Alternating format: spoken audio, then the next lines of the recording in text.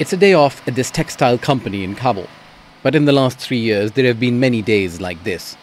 The 35 staff members barely produced the scarves, shawls and uniforms they used to 10 years ago when the company was founded.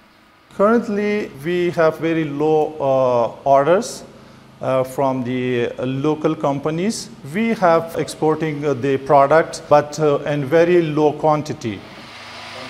Due to banking restrictions, business operate in cash, and those who can afford it open accounts abroad to buy and sell raw materials and finished goods. It's been 3 years since many Afghans say the international community began its collective punishment.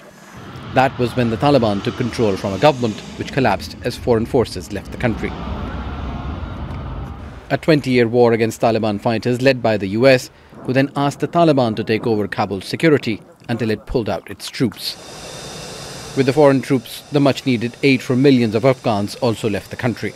The UN estimates 23 million Afghans need at least $3 billion in humanitarian aid. But this year, just a quarter of that has been funded. The group now calls itself the Islamic Emirate, and its fighters and supporters are celebrating 3 years in power. The US-led coalition spent $300 million a day, every day, for 20 years, but there is little to show for it in Afghanistan.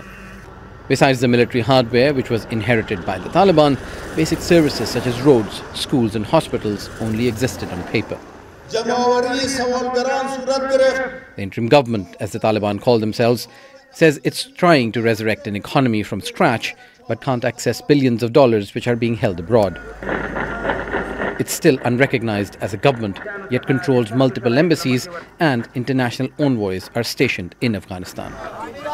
But the biggest criticism has been its restrictions on women, in particular the ban on girls' secondary education. But Afghans are resilient, and against all odds, this is a women's cafe in Herat. Its owner is a former medical student who couldn't continue her studies.